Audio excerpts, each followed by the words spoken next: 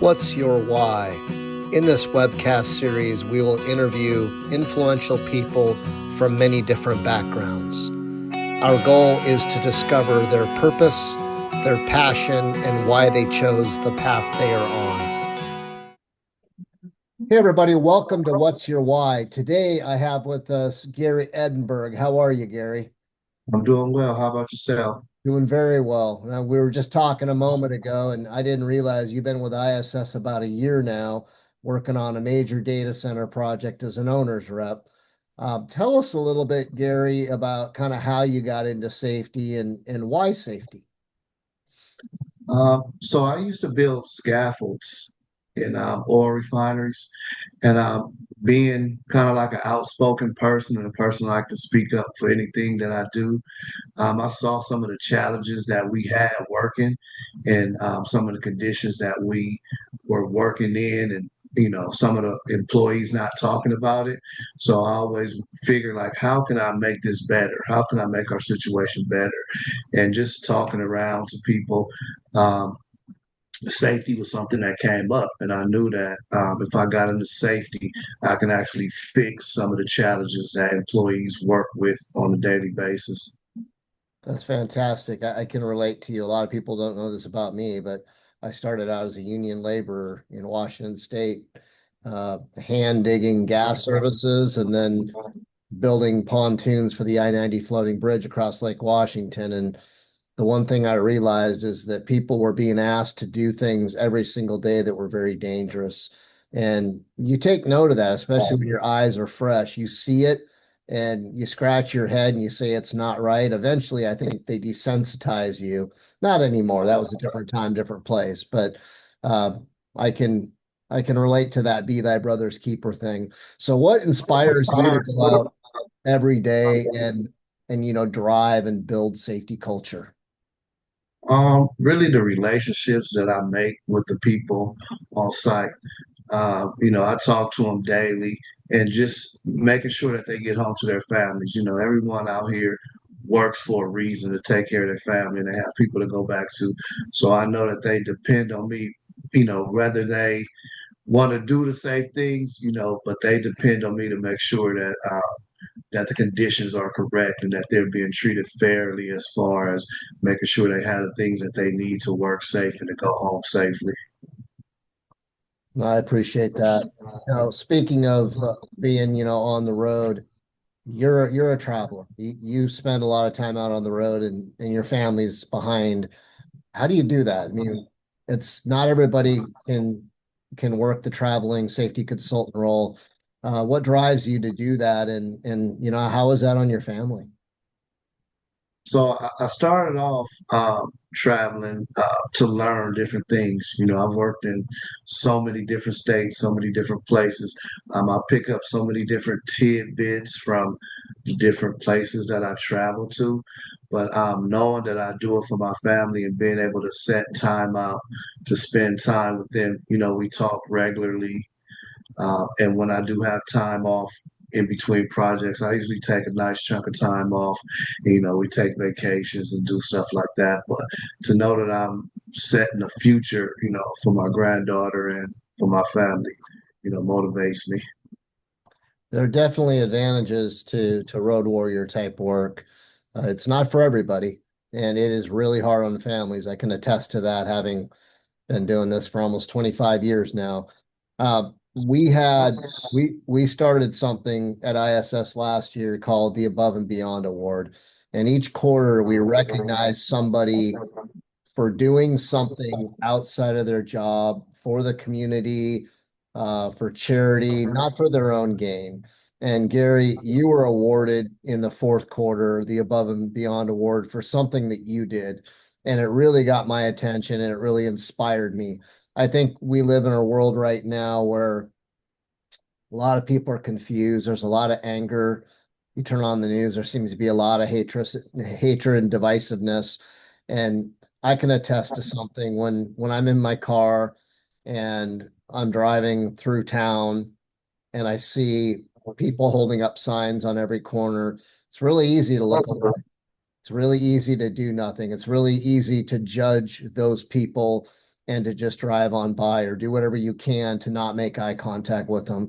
But over Thanksgiving, we did some things that were completely opposite of that. Why don't you share for everybody what you did and what inspired you to do it?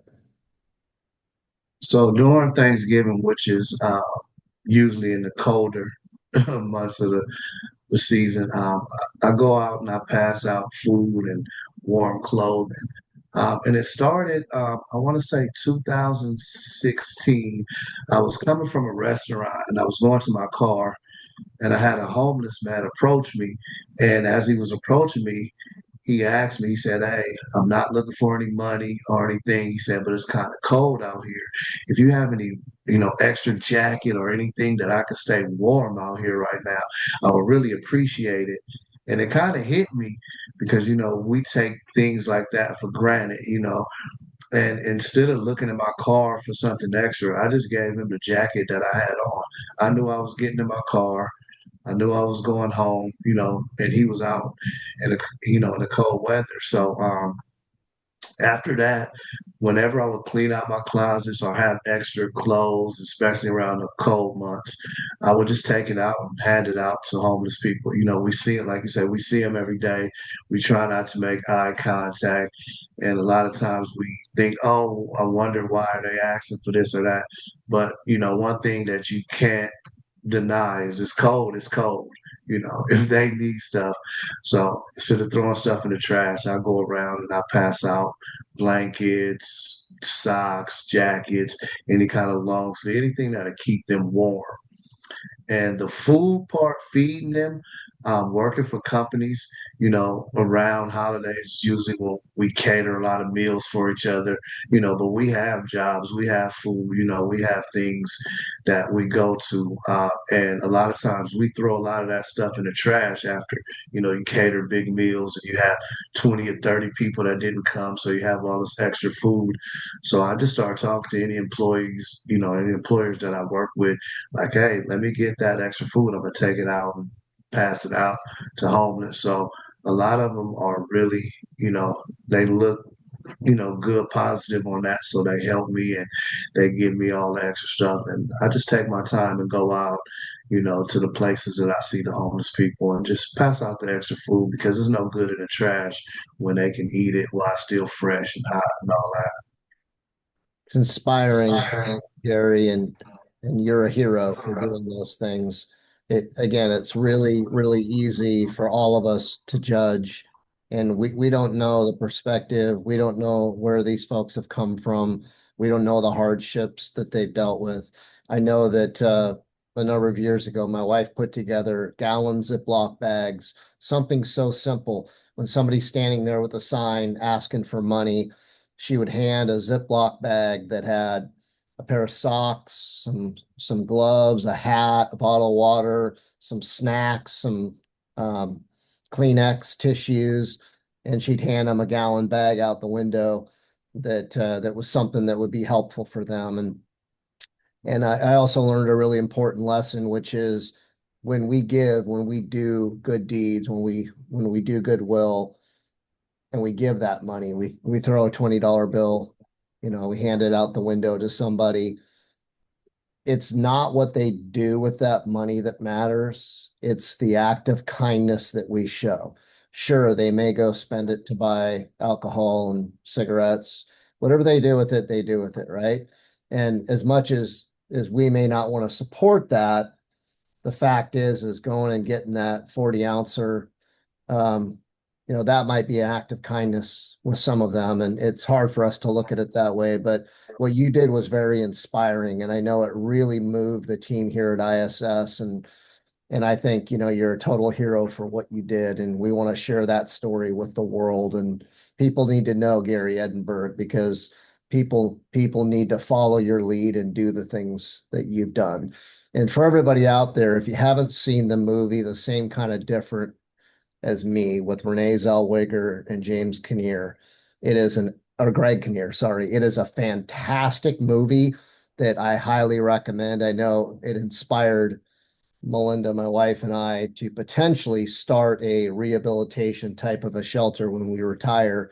to help people get back on their feet. And it's just a fantastic movie that in a lot of ways exemplifies, Gary, what you did. And I love that you do that, and I hope it rubs off on some of you out there, because we can choose to do nothing or we can choose to do something, and doing something is going to be a benefit. It's going to be helpful.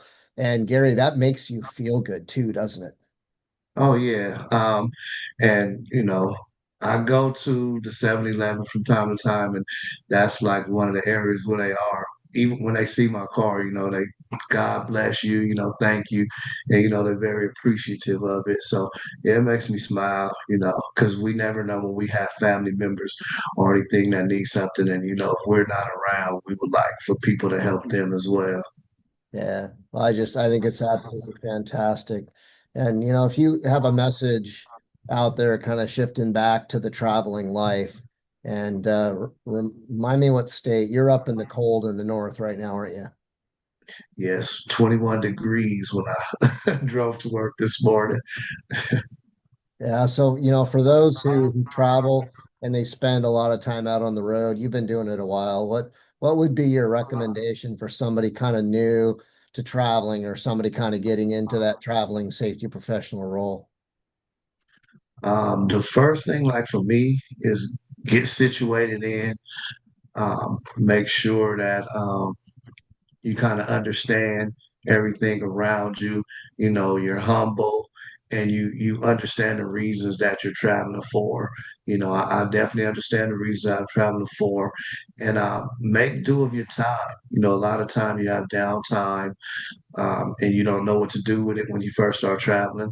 But even for me, like right now with my downtime, if I'm not talking to my family, I'm studying for my CSP right now. So, make sure you take advantage of the time and understand exactly what you're traveling for. I've learned so many different ways about safety and ways that people do things, just by traveling and seeing different insights and different perspectives. So make sure you take advantage of it and value your time. Make sure you value your time. Yeah, I agree.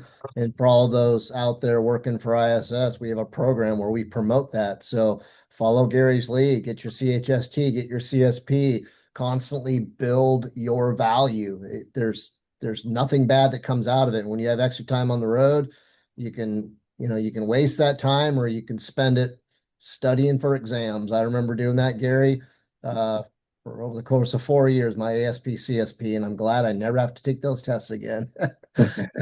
Well, thanks for being here, Gary. Thanks for doing everything you do. We really appreciate your time. You are a hero. You are a star. Keep doing what you're doing. And everybody, we'll see you next month with another What's Your Why. All right. Thank you. And you enjoy the rest of your day. You too. Bye bye. Bye-bye.